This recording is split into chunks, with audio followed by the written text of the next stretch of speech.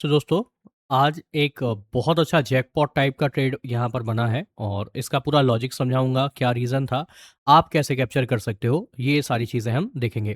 सबसे पहले अगर हम ट्रेड की बात करें, क्या ट्रेड बना है और क्यों बना है, तो आज आरबीआई का पॉलिसी आया और आरबीआई से जो ज़्यादातर एक्सपेक्टेशन था वो सेम था कि मार्केट में कुछ भी चेंज नहीं होगा। वैसा ही हुआ, रेट कट नहीं हुआ, इसीलिए एक छोटा सा सेलिंग आया और मार्केट रिकवर कर गया। लेकिन मार्केट का जो सेलिंग आया और जहाँ से वो रिकवर किया, ये दो चीज़ें ये जैकपॉट ट्रेड हमें देकर जाती हैं। कैसे? सबसे पहले अगर हम लेवल्स की बात करें, ये 1 मिनट का चार्ट है क्योंकि, तो यहाँ पे आप देखें मार्केट का कंसोलिडेशन चल रहा था करीब-करीब 2 से 3 दिन से। यहाँ पर जो आप देख रहे हैं वो करीब 26 सितंबर 9:45 का टाइम है।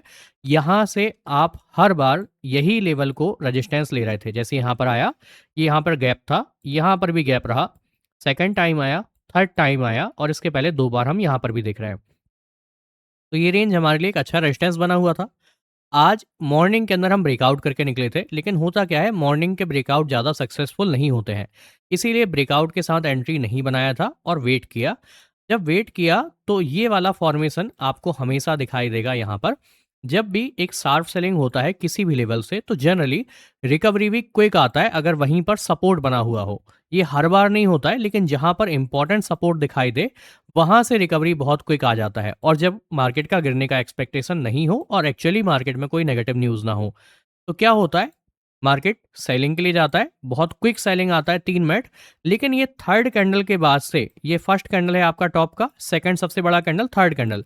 तो थर्ड कैंडल जब इसका बना है, ये इनसाइड कैंडल बना हुआ है और इनसाइड कैंडल का जब आप ब्रेकडाउन कर रहे हैं और बड़े कैंडल का ब्रेकडाउन कर रहे हैं, तो आपका मोमेंटम बड़ा होना चाहिए, मतलब कैंडल अगला बड़ा बनना चाहिए। लेकिन जब ये थर्ड के बाद ये फोर्थ कैंडल भी जब इनसाइड कैंडल बना, तो यहाँ पर श्योर हो गया था कि भाई सपोर्ट मार्केट ने ले लिया है और अब बस रिवर्सल कंफर्मेशन चाहिए। और अगर आप यहाँ पर देखते हो, मार्केट इतना क्विक था कि अगले कैंडल ने वहां पर आपको रिवर्सल कंफर्मेशन दे दिया। दोनों सेलिंग कैंडल को कवर किया, बॉटम से एग्जैक्टली सपोर्ट आपको दिख गया। और आपको क्या चाहिए वहां पे, जस्ट आपको एंट्री करना है, आप यहाँ पर एंट्री कर सकते हैं। आपको बफर देकर ऐसा लेना है अपने ऑप्शन के अंदर, इसलिए मैंने यहाँ पर बफर दिया है। रीजन क्या होता है कि कई बार यहाँ से पहले एक बड़ा कैंडल बनने के बाद हो सकता है दूसरा कैंडल भी बने, या फिर थोड़ा सा पहले करेक्शन आए और फिर दोबारा आप कंटिन्यू करते हैं, तो उसमें होता क्या है कि आपका जो ऑप्शन का प्राइस है ना, उसमें करेक्शन आ जाता है। ये उन्हीं को समझ में आएगा जो एक्चुअली ट्रेड करते हैं। तो यहाँ पे मार्केट हो सकता है इस लो को ना ब्रेक करे इंडेक्स में, बट आपका ऑप्शन इस लो को ब्रेक कर जाए, तो थोड़ा सा बफर देकर ही आपको हमेशा आगे जाना चाहिए। रेजिस्टेंस कहाँ तक ले सकते हैं, तो देखो ये लेवल तो आपने ऑलरेडी क्योंकि हिट कर लिया है, तो मार्केट इसके ऊपर जाना चाहिए।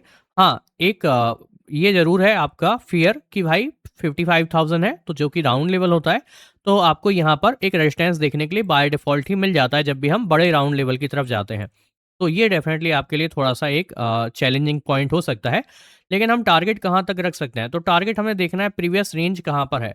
तो हम अगर पहले का रेंज देखने के लिए जाएँ, मार्केट कहाँ से गिरा था, तो मार्केट यहीं पर गिरा था अगर आप देखोगे, जो कि 55,000 के आसपास का लेवल था। तो 55,000 से ही अगर सेलिंग आया है, तो यही लेवल हमारे लिए रेजिस्टेंस का काम करेगा। तो इसी लेवल को हम अपने टारगेट के लिए चूज़ कर सकते हैं या टारगेट के लिए जा सकते हैं।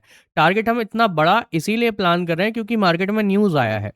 तो न्यूज़ एक ना एक साइड तो जाएगा, तो अगर नेगेटिव नहीं जा रहा है तो पॉजिटिव जाएगा, और अगर पॉजिटिव जाने ही वाला है तो क्यों नहीं हम वहाँ पर रिस्क लेकर अपने टारगेट को बड़ा करें। तो ये 1:3 का ट्रेड बनता है। अब कहने के लिए तो मैं ये भी कह सकता हूँ भाई कि यहाँ से हम इस ट्रेड को बहुत बड़ा करके यहाँ पर ऐसे ही ले जा सकते हैं, बट क्या लॉजिक बनता है कि आप इसको ब्रेकआउट कर जाओगे इस रेंज को डायरेक्टली, तो वो लॉजिक नहीं है। तो इसीलिए मैं इस ट्रेड को बड़ा नहीं करूँगा और 1:3 के आसपास क्लोज कर चुका है। तो ये एक अच्छा ट्रेड था जिसको आप प्लान कर सकते थे या जिसको आप ट्रेड करने के लिए जा सकते थे। आगे से भी याद रखिए, मैं आपको और 1-2 एग्जांपल दिखा देता हूँ क्विक सेलिंग के, कि जब भी मार्केट में ना बहुत शार्प सेलिंग आए, एकदम से सेलिंग आए, देखो नॉर्मल सेलिंग आता है वो अलग चीज़ है, जैसे यहाँ पे हुआ ना ये वाला। तो जब एकदम से सेलिंग आया ना, जैसे यहाँ पे हुआ, ये एकदम से सेलिंग आया, ये नॉर्मल मार्केट नहीं था। नॉर्मल मार्केट जैसे ये नॉर्मल चल रहा है, ये नॉर्मल है, बट नॉर्मल चलते चलते अचानक से मार्केट गिर जाए ना, तो वहां पे जनरली आपको रिवर्सल दिखते हैं। अब वो रिवर्सल कैसा दिख रहा है बाद के कैंडल्स में, वो डिसाइड करता है कि क्या मार्केट कंटिन्यू होगा या मार्केट नॉर्मल रहेगा। यहाँ पर भी अगर आप देखोगे तो ठीक ठाक बाइंग आया, आप ऐसा नहीं कह सकते कि बहुत अच्छा बाइंग नहीं आया। लेकिन हाँ, उस टाइम में कोई ऐसा न्यूज़ नहीं रहा होगा जो पॉज़िटिव रहा होगा, मार्केट ऑलरेडी रेजिस्टेंस के आस-पास चल रहा होगा, तो मार्केट में उतना बाइंग नहीं आ पाया। आज हमारे पास प्रॉपर रीज़न था कि क्यों बाइंग आ सकता है, इसीलिए हमने मार्केट को कंटिन्यू किया।